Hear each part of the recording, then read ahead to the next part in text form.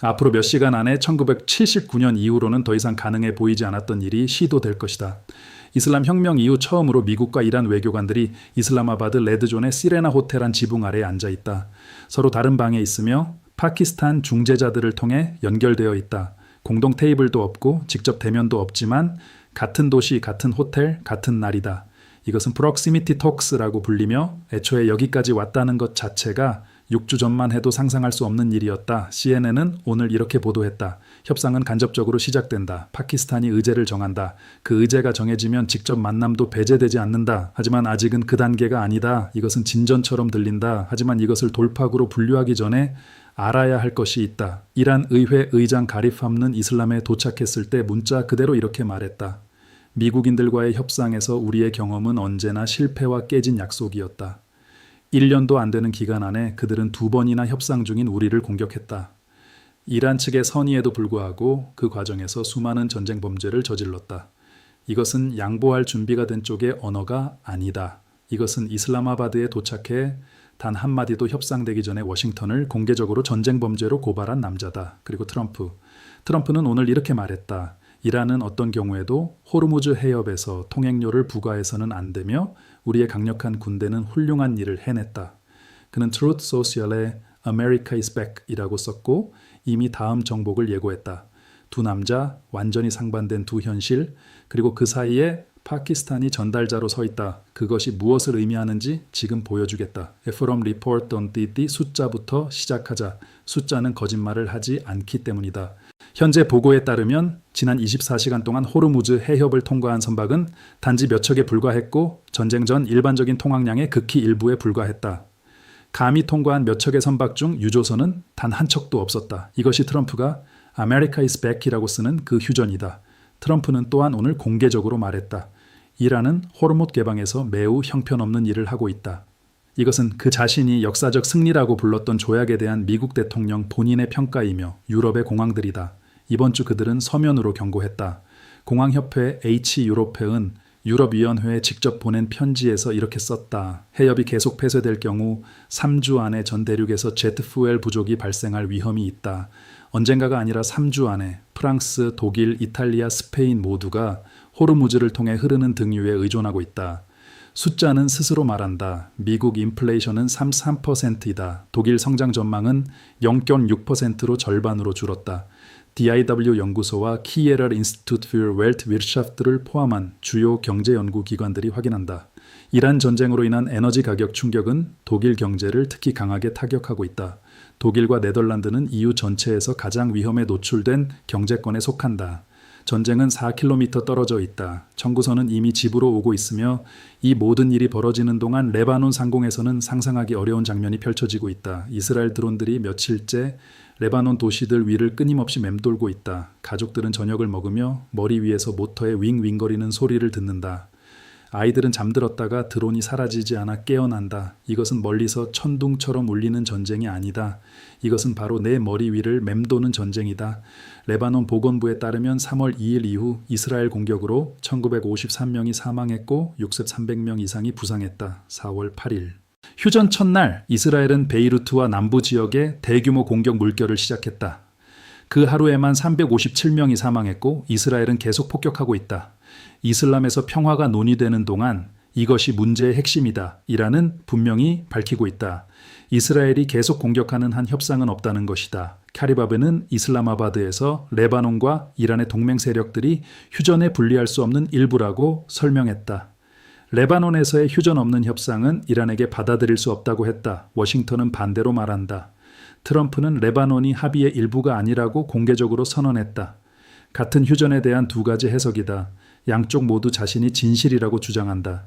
그리고 그 사이에는 죽은 민간인들과 맴도는 드론들이 있다. 이제 이슬라마바드에서 실제로 무슨 일이 일어나고 있는지 보자. 미국 측에는 부통령 J.D. 밴, 특별사절 스티브 위트코프, 제레드 쿠슈너가 있다. W는 출발 전 이렇게 말했다. 이란인들이 선의로 협상하기를 원한다면 우리는 손을 내민다. 그들이 우리를 가지고 놀려 한다면 우리가 그것을 받아들이지 않는다는 것을 알게 될 것이다. 이란 측에는 의회 의장 가리팝, 외무장관 에이락치, 국가안보회의 서기 아리 악발 암마디안, 중앙은행 총재 압도랏 헤마티와 여러 의원들이 있다. 가리밥가 누구인지 이해하라. 그는 온건파가 아니다. 가리밥는 2005년부터 2017년까지 테란 시장이었고 그전에는 혁명수비대 사령관이었다. 그는 여러 차례 대통령직에 출마했으며 매번 모데레이터로 여겨진 후보들에게 패배했다. 그의 정치적 프로필은 분명하다. 강경파, 민족주의자, 정권의 안보 구조에 깊이 뿌리 박은 인물. 트럼프는 새로운 이란 지도부가 더 합리적이라고 주장했다.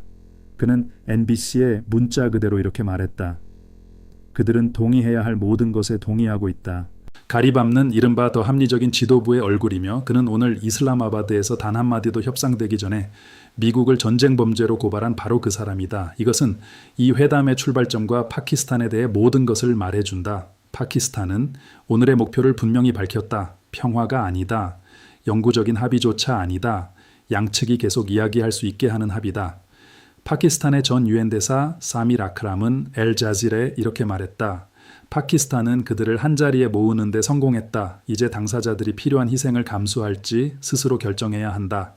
지금까지 공개적으로 말해진 가장 정직한 목표다. 이제 구체적인 협상 입장과 왜 이 회담이 그렇게 어려운지로 넘어가자. 워싱턴은 약 440kg의 농축 우라늄 인도를 요구하고 있다. 호르무즈의 완전한 개방, 지역 내 무장단체 지원 중단, 이란 미사일 프로그램에 대한 제한, 테란은 모든 제재 해제, 전 지역에서 모든 미군 철수, 호르무즈 통과에 대한 전략적 통제권, 완전한 전쟁 피해 배상, 그리고 이것이 전부가 아니다. 핵 농축 권리의 인정, 가리밥는 이슬람아바드에서 공식 협상이 시작되기 전에 두 가지 조건이 충족되어야 한다고 분명히 밝혔다. 레바논에서의 완전한 휴전과 해외 동결이란 자산의 해제, 미국 대표단은 쿠슈너와 위트코프가 이끈다. 이들은 2월 이란과의 핵 협상을 이끌었던 바로 그 두 사람이다. 2월 28일 폭격 직전에 결렬된 바로 그 회담이다. 가리밥에게 그들은 중립적인 협상가가 아니다. 그들은 회담이 그들의 손에 있었고 그 뒤에 폭탄이 떨어진 바로 그 사람들이다. 합의에 필요한 신뢰는 존재하지 않으며 앞으로 14일 안에 그것이 생겨날 구조적 이유도 없다. 워싱턴의 관측자들은 중국이 이란 외교에 접근하는 것을 5월 예정된 트럼프와 시진핑의 정상회담과 직접적인 관련이 있는 것으로 본다. 베이징이 테란에서 얻은 전략적 호의라는 것이다. 그리고 이제 독일에서 절대적인 침묵으로 지나쳐지고 있는 것이 나온다. 미국이 싸우는 동안 중국이 이기고 있다. 군사적으로도 아니고 공개적으로도 아니며 조용히 정밀하게 적절한 순간에 외가적 정밀도로 투입되었다. 언론 보도에 따르면 대만은 약 11일치 천연가스 비축분만 남아있으며 이는 동아시아 전체에서 가장 낮은 비축량이다.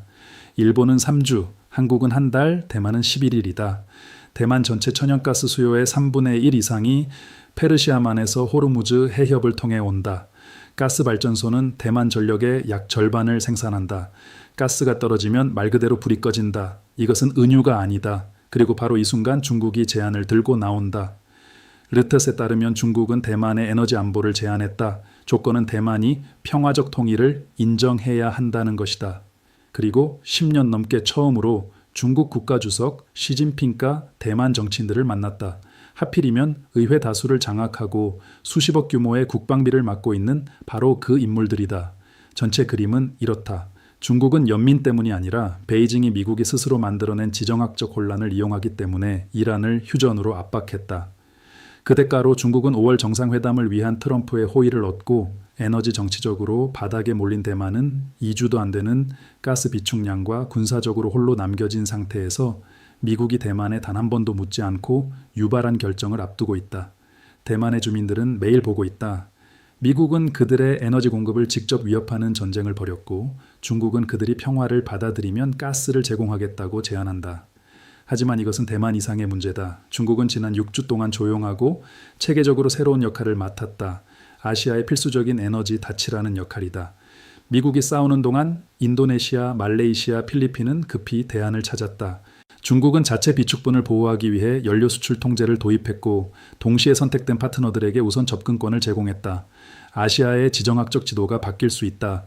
중국이 벌인 전쟁 때문이 아니라 미국이 벌인 전쟁 때문이다. 이것은 군사 전략이 아니다. 이것은 경제적 강요이며 정밀하고 인내심이 있으며 적절한 순간에 사용되었고 미국이 그것을 가능하게 만들었다. 동시에 수십 개 국가가 군사작전을 준비하고 있다. 주도권을 잡은 것은 영국 총리 키엘이었다. 나토 사무총장 루테는 워싱턴에서 명시적으로 말했다. 여기서 지도적 역할을 맡은 것은 키엘하고 영국은 독일, 프랑스, 일본, 한국, 호주, 캐나다, 걸프 국가들을 포함해 30개국이 넘는 연합을 몇 주째 조율하고 있다. 그들의 공동 목표는 해협을 다시 자유로운 선박 통행을 위해 여는 것이다. 이것은 빈말이 아니다. 영국 국방부의 군사계획 담당자들은 이미 연합국 대표들과 회의를 열어 선박을 해협을 통해 어떻게 이끌 수 있을지 구체적으로 계획했다. 스타르먼은 직접 이렇게 표현했다. 우리는 정치적이고 외교적인 계획뿐 아니라 실제로 선박을 해협을 통해 이동시키기 위한 군사적 능력과 물류도 작업하고 있다. 하지만 문제는 현실이다. 이라는 해협에 세이맨을 설치했다. IRGC는 상선에 대해 21건의 확인된 공격을 수행했으며 테란 의회는 모든 선박에 통행료를 부과하는 법안을 배라텐하고 있다. 세계 에너지의 톨게이트로서의 이란.